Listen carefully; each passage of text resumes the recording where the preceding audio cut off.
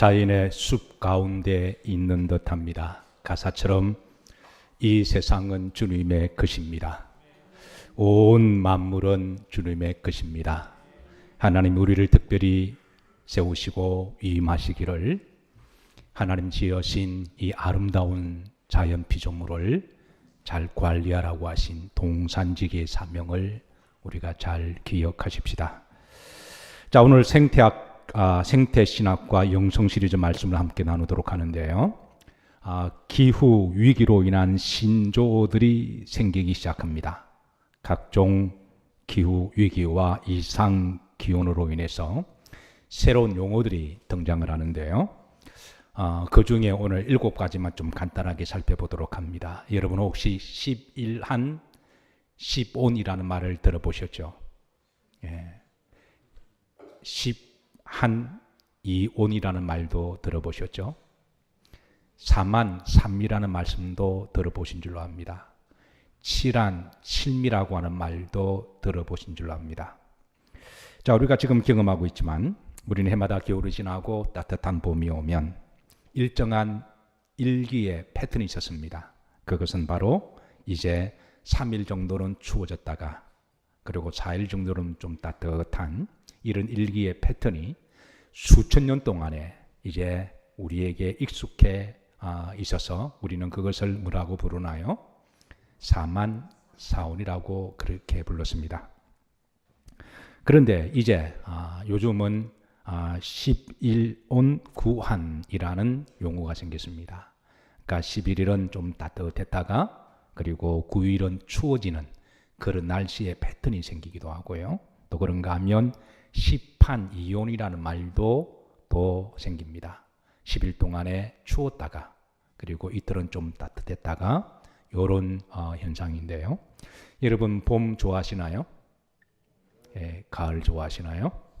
그러니까 봄, 여름, 가을, 겨울 중에 각자의 취향에 따라 계절들을 다 나름대로 좋아하시겠지만 아마 대부분의 사람들은 봄을 좋아하시고 또 가을을 좋아하시리라고 그렇게 여기는데요. 언제부턴가 여러분 점점 봄이 짧아지고 있지 않나요? 이러다가 봄이 없어질 것 같습니다. 가을도 점점 짧아지는 것 같지 않나요? 여름은 길어나고 언제부터인지는 모르지만 그런 일기 현상이 일어나고 있습니다. 3만 3이 이거는 또 뭘까요? 3일은 추운데 또 3, 4일은 미세먼지로 가득한 일기가, 7한 7미도 7일은 추운데 또 7일은 미세먼지가 가득한 그런 일기가 지금 새롭게 우리의 이제 일기 가운데 나타나고 있습니다. 자, 두 번째 파이어네이도라고 하는 신종 용어입니다. 아마 아시는 분도 계시겠지만 파이어라고 하는 불과 토네이도의 그 회류바람의 합성 단어죠. 산에서 산불이 나면 뜨거운 공기가 대륙군을 휘감아서 저 방송실 누가 계시나요? 좀 올려주세요. 이런 현상으로 이렇게 불이 마치 이렇게 토네이도가 되는 것처럼 이런 현상들이 지금 자주 여러 곳에서 산불이 나는 곳마다 등장하고 있습니다. 이런 형태의 파이어 이 토네이도가 처음으로 등장한 것이 2003년 호주에서 산불이 났을 때 이런 현상이 일어났는데 문제는 그 이후로 이런 불들이 자주 발생하고 있습니다. 자, 플라마제 니투스라고 하는 신종 용어도 등장했습니다. 이는 산에 산불이 났을 때 그 산불 위에 형성된 시커먼 구름 현상을 이야기를 하는데요.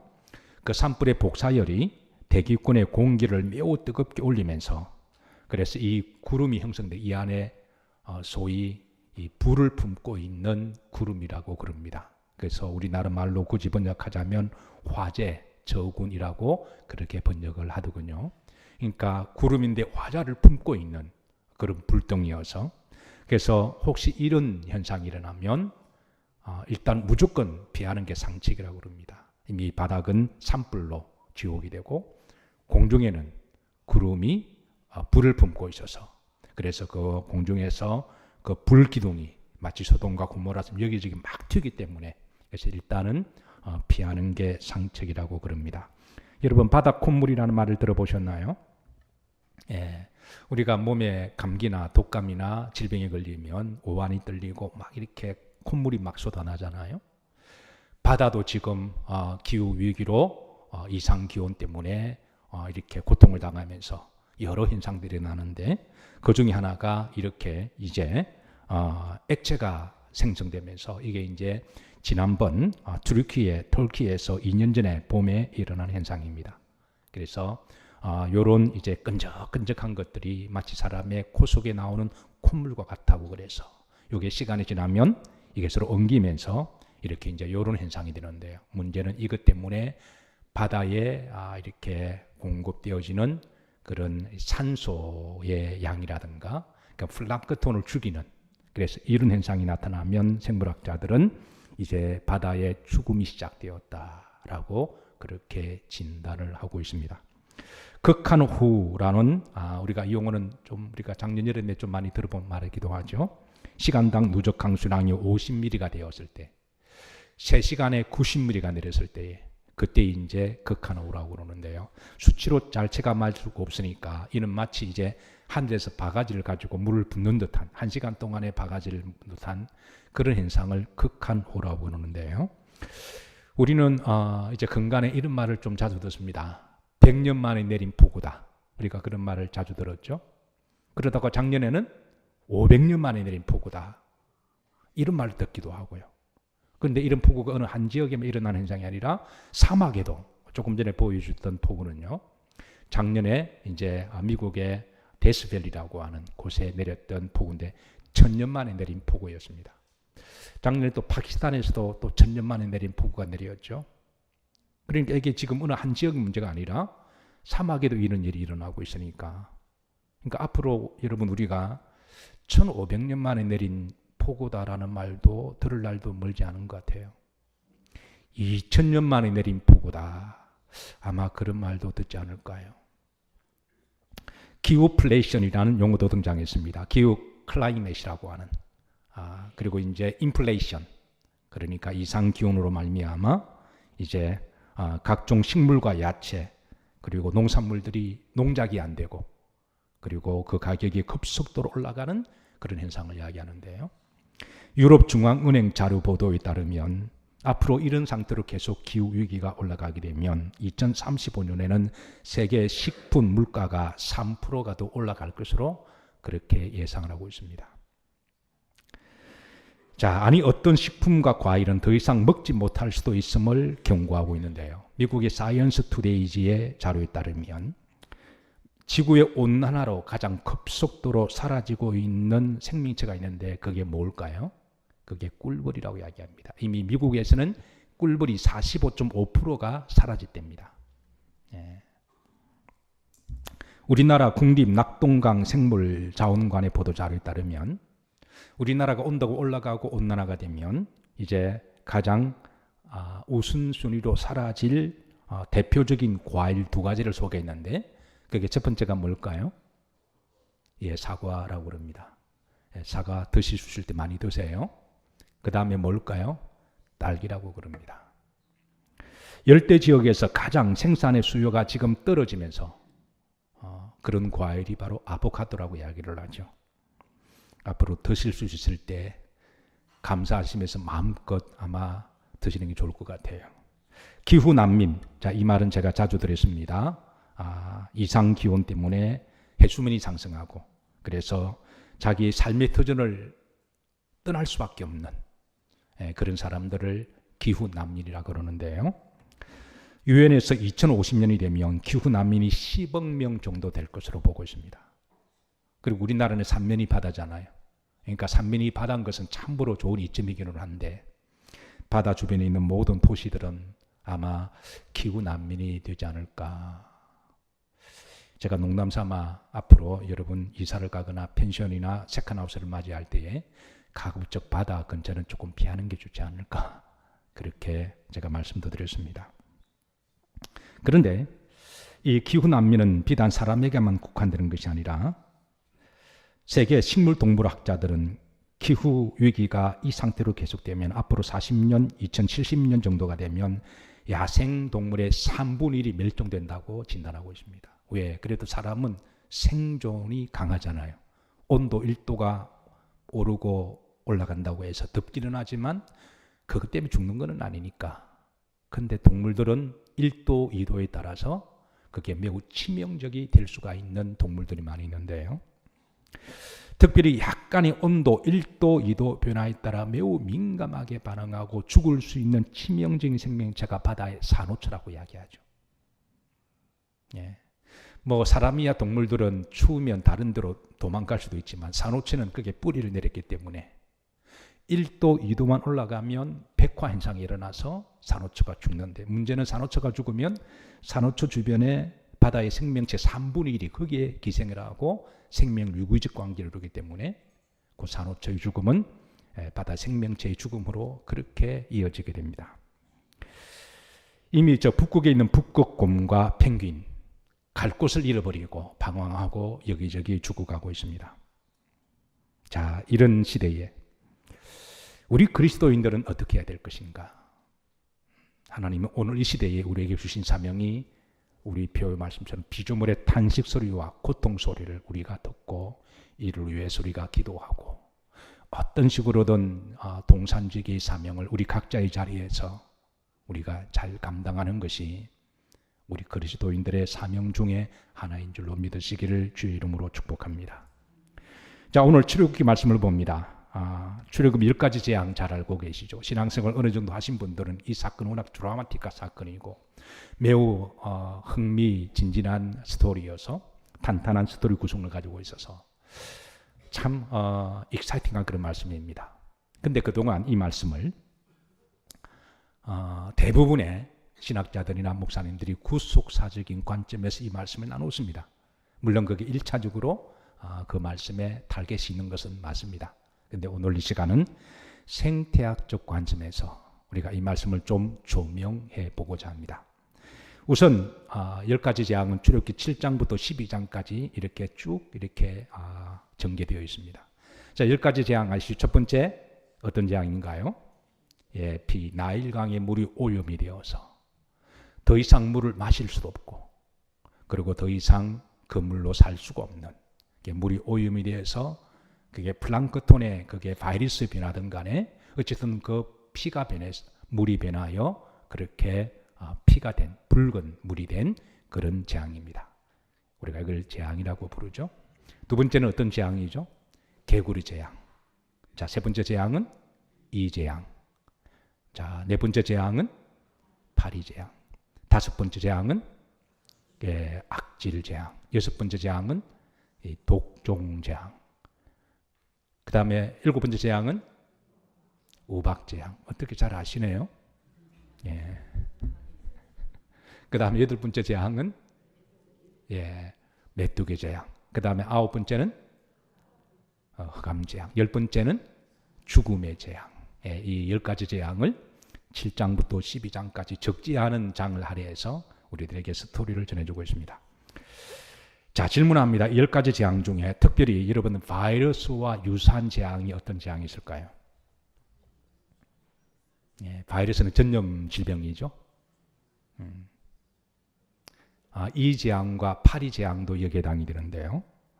이 전염병 학자들은 이와 파리로 인해서 인간에게 전염될 수 있는 바이러스 질병이 한 40여 가지가 현재까지 발견됐답니다. 그러니까 앞으로 더 발견될 수가 있는 거죠. 예컨대 콜레라, 장티푸스, 탄저균 등은 바로 이나 파리를 통해서 그동안 인간들에게 이 전염된 질병이라고 그렇게 보고 있습니다. 그리고 출애굽기 9장 3절 보면 이 가축의 바이러스도 언급해주고 있습니다. 9절을 보면 이 악질 재앙, 독종 재앙, 이게 이제 이 중간에 보시면 자, 보십시다. 가축, 말과 나귀, 낙타. 여러분 낙타하면 지난 2012년에 뭐가 생각나나요? 메르스 그 바이러스가 낙타로부터 왔다 그러죠. 어쨌든 보시면 낙타, 소와 양에게 이제 이걸 통하여 심한 어떤 병, 돌림병. 이 돌림병은 악성 전염병을 이야기를 합니다. 자, 처음에 인류의 코로나 바이러스가 출현했을 때 사람들은 이 바이러스가 어디서 왔는지 매우 궁금해서 원인을 알아야 치유가 가능한 거니까, 그래서 역학적으로 조사를 하면서 많은 대다수 학자들이 박쥐로부터 오지 않았을까. 현재 그렇게 이제 진단을 내리고 있습니다. 2012년도 메르스가 왔을 때 세계보건기구 WHO에서는 이게 낙타의 바이러스로부터 온 것으로 그렇게 일단 결론을 내리고요. 중세시대 유럽의 인구 3분의 1을 죽였던 패스트 바이러스는 쥐로부터 온 것으로 그렇게 평가를 하죠. 조류 인플루엔자 바이러스도 한번 내리면 이제 그 닭이나 오리를 키우는 사람들 그냥 수천 마리를 매장시킬 수밖에 없는. 예. 미국의 과학자, 전염병 과학자인 아노 캐런이라는 사람은 그에 져서 전염병의 문화사에서 이렇게 밝힙니다. 인류의 역사는 곧 전염병의 역사다. 인류의 역사는 그런데 이 전염 역사가 거슬러 올라가면 4,5천 년 전부터 이 질병이 퍼졌음을 그렇게 기술하고 있습니다. 그리고 대부분 가축이나 짐승, 파충류, 설치류에서 온 것으로 보고 있고 1919년 자라는 스페인 독감으로 한 7천만 명이 죽었다고 이야기하죠. 그리고 1957년 아시아 독감으로 한 200만 명이 죽었다고 그러고요. 1968년 홍콩 독감으로 100만 정도, 1977년 소련 독감으로 한 70만 정도가 사망했는데 이들의 공통점은 다 이런 짐승의 바이러스로부터 왔다라고 진단하고 있습니다. 물론 이런 바이러스가 인류 역사 가운데 한 번 쑥 지나가면서 우리 사람 몸에 내성이 생기고 항체가 생겨서 이제 뭐 그렇게 큰 위협이 되고 있지 않지만 문제는 앞으로 이상기온과 기후변화로 생태계 교란이 일어나고 있습니다. 그러니까 모든 생태계 교란이 일어나서 그래서 그 교란으로 말미암아 얼마든지 신종, 독종, 바이러스가 발병할 수가 있다는 거예요. 그러니까 출애굽의 재앙은 옛날에 그 시대의 옛날의 역사가 아니라 얼마든지 역사는 반복되듯이 이런 재앙도 일어날 수가 있는 시대에 우리는 살아가고 있습니다. 자, 출애굽기 10장 5절입니다. 여기 보면 메뚜기 재앙에 대해서도 우리에게 알려주는데요. 10장 5절 합독합니다. 메뚜기가 지면을 덮어서 사람이 땅을 볼 수 없을 것이며. 아마 어떤 사람 그렇게 말할 거예요. 무슨 메뚜기 재앙이냐 오늘 시대에. 그런데 여러분 근대 역사 기록을 보면요. 메뚜기 재앙이 자료가 얼마나 많은지를 모릅니다. 근간에 2019년 7월 28일에 예멘의 다음 사진이 예멘의 사진입니다. 불과 얼마 전에 일어난 이야기고요. 아프리카 예멘 수도에 메뚜기들의 모습이고 그리고 한 사나이가 옷을 벗고 그 다음 사진은 막대기를 들고 막 이렇게 너무 힘들어 이렇게 막 달라붙고 그러면 어떻게 살겠어요. 2년 전에도 중국에서 또 동남아시아에서도 이런 메뚜기들이 보통 수십억 마리가 날아다니기도 하고요. 우리나라는 어떨까요? 우리나라는 안전지대일까요? 다음 사진은 여러분 YTN에서 보고한 자료인데 2014년 8월 29일 날 우리나라 전라도 해남에 내려앉은 메뚜기떼입니다. 그러니까 수십억 마리의 메뚜기떼가 내려앉기만 하면 그 지역은 쑥대밭이 되는. 그러니까 출애굽의 사건은 옛날에 그 재앙이 아니라 얼마든지 일어날 수 있는 그런 시대에 우리는 살아가고 있는 거죠. 자, 여기에서 출애굽의 10가지 재앙의 원인입니다. 그러니까 왜 이런 재앙이 일어났을까? 성경은 우리가 이 부분에 대해서 답을 찾을 수가 있습니다. 우리가 생태학적 관점에서 보면 우리가 답을 얻을 수가 있는데요. 첫 번째가 바로 따라서 하십니다. 완강한 마음. 자, 출애굽기 7장 14절입니다. 여기 보시면 여호와께서 모세에게 말씀합니다. 여호와께서 모세에게 가서 바로 왕에게 말하기를 내 백성을 보내라. Let them go 하게 해라. 그런데 바로가 이 하나님의 말씀 또 대언자의 주의 종의 말을 듣고도 마음이 뭐했다고요? 완강했다. 완강해서 보내기를 거절했다고 이야기를 하죠. 완강한 마음은 이제 이 딱딱한 마음 그리고 고집을 피우는 상태를 이야기하죠. 왜 고집을 피웠을까? 왜 바로의 마음이 이거는 바로뿐만 아니라 애굽의 사람들 다 포함됩니다. 왜 고집을 피웠을까? 자, 7장 22절입니다. 여기는 이제 바로의 마음이 완악했다라고 우리에게 또 알려줍니다. 22절 후렴지를 보면 바로 마음이 뭐하여? 완악했다. 이거는 그 마음에 악이 아주 독이 이렇게 끼어 있는 상태를 아주 독한 마음이 되었다는 거죠. 왜 이렇게 마음이 독해졌을까? 19절입니다. 출애굽기 8장 19절에 보면 또 드러냅니다. 바로의 마음이 뭐하여 완악하여 그랬습니다. 만약에요, 하나님이 10가지 재앙 가운데 첫 번째 재앙을 경고하셨을 때에 모세를 통하여 아론을 통하여 하나님의 말씀이다, 이거를 말씀을 경고를 받았을 때 바로의 마음과 애굽 사람들의 마음이 완강하거나 완악하지 아니하고 그거를 받아들였다면 애굽에 물재앙, 피재앙이 있었을까요? 없었을까요? 당연히 없었죠. 하나님의 목적은 심판이 아니라 하나님은 살리기 위한 거니까. 그런데 저들의 마음이 뭐해서? 완악하여, 완강하여. 그래서 하나님이 첫 번째 재앙을 내리십니다. 자, 첫 번째 재앙을 저들이 당했습니다. 물이 오염되고 더 이상 먹을 수가 없는. 그래서 두 번째 하나님이 또 주의 종을 보냅니다.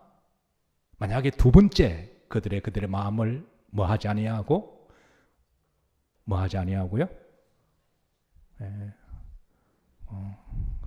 다른 사람들 완강하지 아니하고 완악하지 아니하고 그랬더라면 두 번째 재앙은 어떻게 되었을까요? 하나님이 그 선에서 멈추셨을 거예요.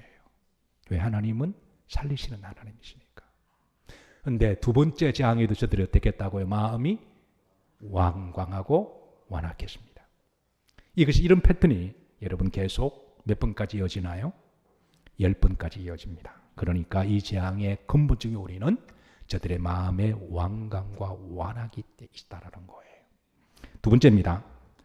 관심도 가지지 않았습니다. 출애굽기 7장 23절에 보면, 자, 합독합니다. 바로가 돌이켜 궁으로 들어가고 그 일에 무엇도 관심도 가요.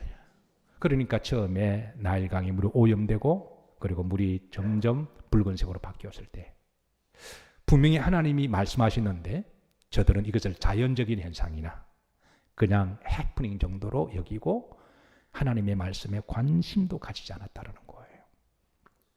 두 번째도 마찬가지입니다. 그것도 뭐 그럴 수도 있겠지. 뭐 그럴 수도 있겠지. 그냥 단순한 자연현상을 보고 관심도 1도 관심을 가지지 않았습니다. 저들이 관심을 가지지 않은 것은 하나님의 말씀에 대하여 하나님이 경고를 보내셨습니다. 우리가 로마서 8장 22절에 하나님께서 피조물의 탄식 소리와 고통 소리가 들리지 않느냐 그랬을 때 관심을 가지지 않았습니다. 주의 종을 통해서 말씀을 전해주었는데도 관심도 가지지 않았습니다. 그리고 지금 재앙이 일어나서 계속 이런 재앙들이 일어나고 있음에도 불구하고 관심도 가지지 않았습니다. 자연적 현상으로 해석한 거죠. 뭐 그럴 수도 있을 거다. 그런데 이게 패턴이 약간 달라져요. 재앙이 점점 하나님이 말씀하신 대로 그렇게 계속 반복되어지자 한 6번째, 7번째쯤 되면서 바로 왕과 애굽 사람들은 이런 마음을 가집니다. 혹 설마 그럴 수도 있겠다. 하나님이 말씀하신 대로 주의 종이 대언한 대로 그대로 재앙들이 계속 일어나고 있으니까 그래서 설마는 마음을 가집니다. 그래서 그때부터 한 7번째, 8번째 이 바로가 보낼까 말까 이런 마음이 동요는 일어나요. 왜? 그런 재앙들이 반복되니까. 여러분 반복도 계속 일어나면 그것은 이제 결국 우연이라고 말할 수가 없는 거죠. 그런 어떤 필연이 있고 동인이 있는 거죠. 그럼에도 불구하고 저들은 설마 했습니다. 오늘 이 시대에 합시다 하지 않나요?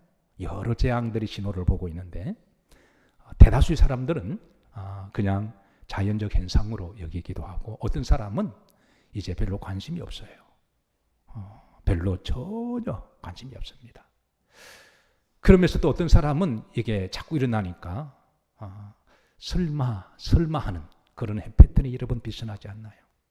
마지막 10번째 재앙이 뭐예요? 죽음의 재앙입니다. 내가 가장 사랑하는 장자. 그러니까 죽고 나서야 저들이 비로소 관심을 가집니다. 사실 성경은 오래전부터 피조물의 탄식 소리와 고통 소리를 통해서 우리에게 경고를 보내고 있습니다. 로마서 8장 22절에 자 우리가 가지고 있는 기도 제목이죠. 다 같이 합독합니다. 피조물이 나이제까지 함께 탄식하며 함께 고통을 겪고 있는 것을 우리가 아느니라. 그런데 인류는 이 경고에 대해서 마음이 완강해졌고 이런 소리를 무시했습니다. 관심도 없었습니다. 지금도 지구 어느 곳에 여러분 물이 오염이 되어서 물을 더 이상 먹지도 못하고 물의 재앙이 지금 어느 곳에 일어나고 있습니다. 어느 곳에는 바다의 재앙이 진행되고 있습니다.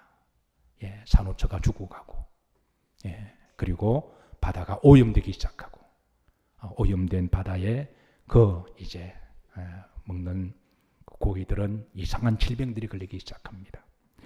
지금 지구 어느 곳에서는 하늘의 재앙이 일어나고 있습니다.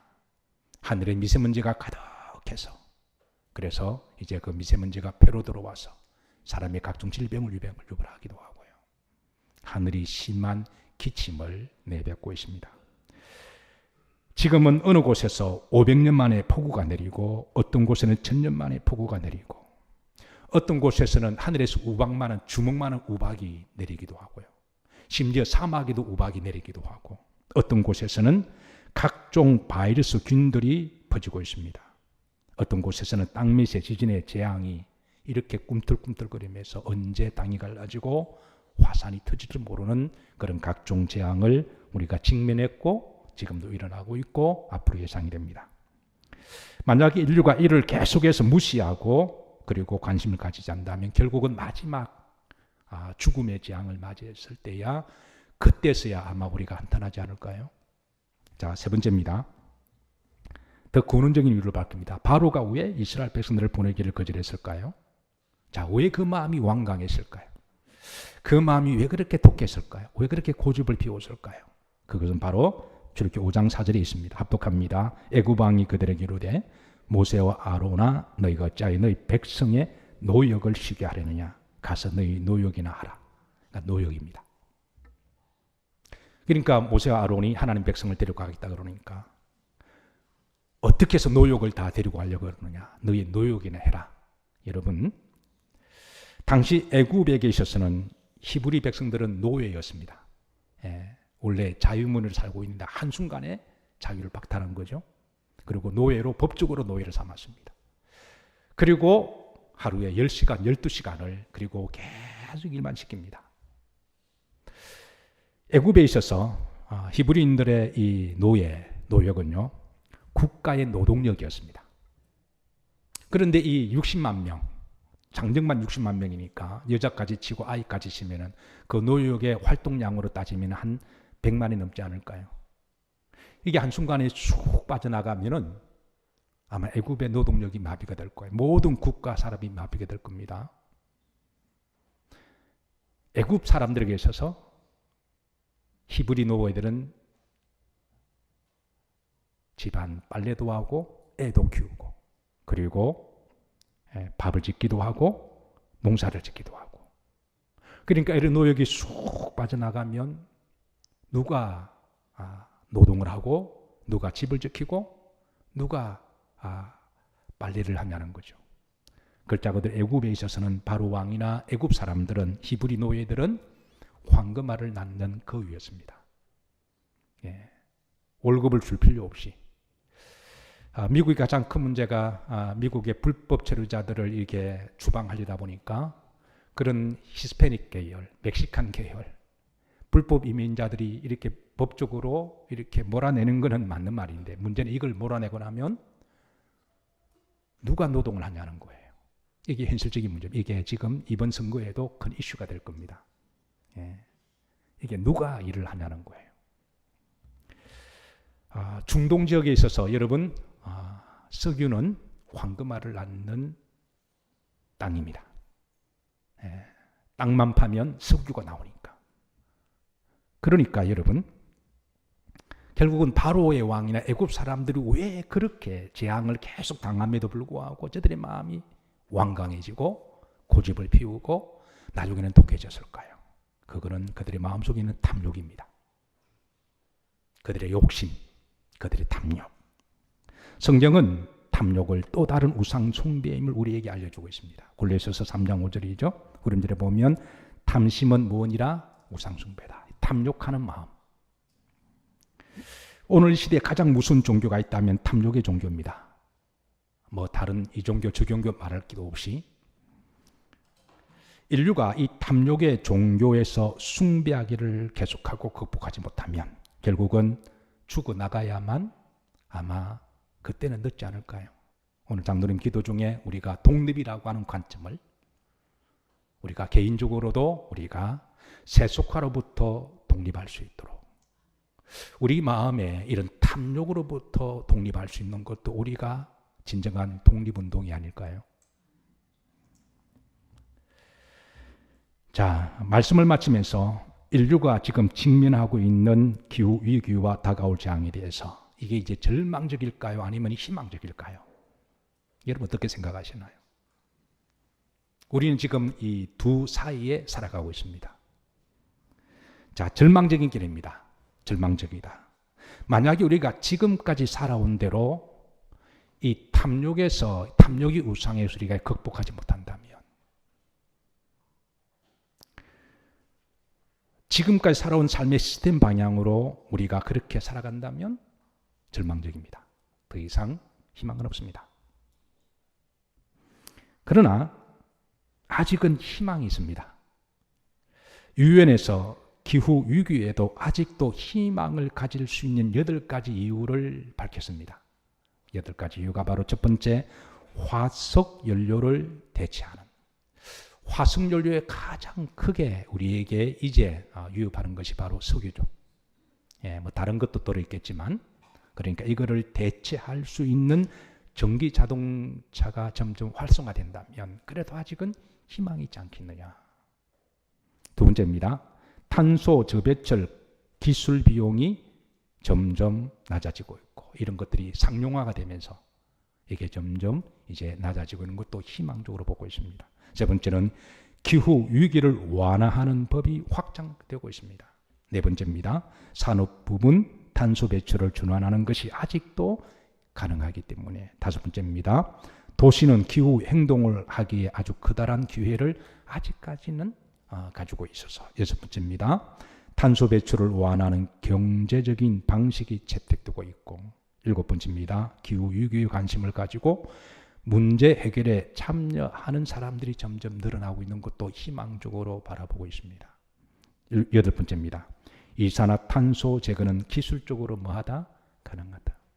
만약에 과학자들이 저는 오늘 이 시대에 또 다른 종류의 선지자가 있다면 저는 과학자가 아닐까 생각합니다. 대신에 무신론적 교만한 인본주의적 과학자가 아니라 유신론적 하나님 주신 은사를 달란트로 알고 그래서 열심히 개발하는 그 과학자가 오늘 이 시대 선지자 중에 한 명이 아닐까 저는 그렇게 생각하고 이를 위해서 우리가 저들이 주신 지혜로 대체 에너지가 재생에너지가 새로 발명되고 개발될 수 있도록 우리가 기도하고 도와야 할 줄로 믿습니다.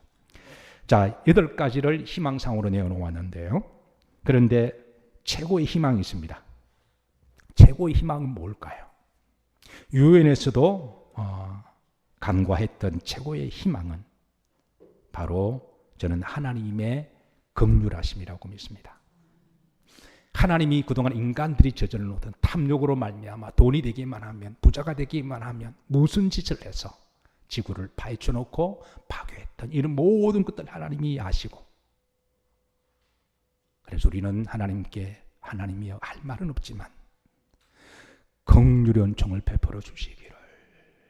그래서 하나님이 우리를 긍휼히 여겨주셔서 하나님이 기적적으로 개입하시면 저는 이것이 최고의 우리는 희망이라고 믿습니다. 그리고 또 다른 희망은 우리 그리스도인들의 기도와 노력입니다. 로마서 8장 19절에 보면 자, 피조물들이 지금 가장 고대하고 기대하는 것이 바로 하나님의 사람들이 자기들을 구원해 주실 것입니다. 피조물들이 가장 고대하는 것은 누구라고요? 자, 19절에 보십시오. 합독합니다. 피조물이 뭐하는 바는 고대하는 바는 하나님의 아들들이 나타나서 20절에 보면 우리를 구원해 주시기를 바란다 그랬거든요.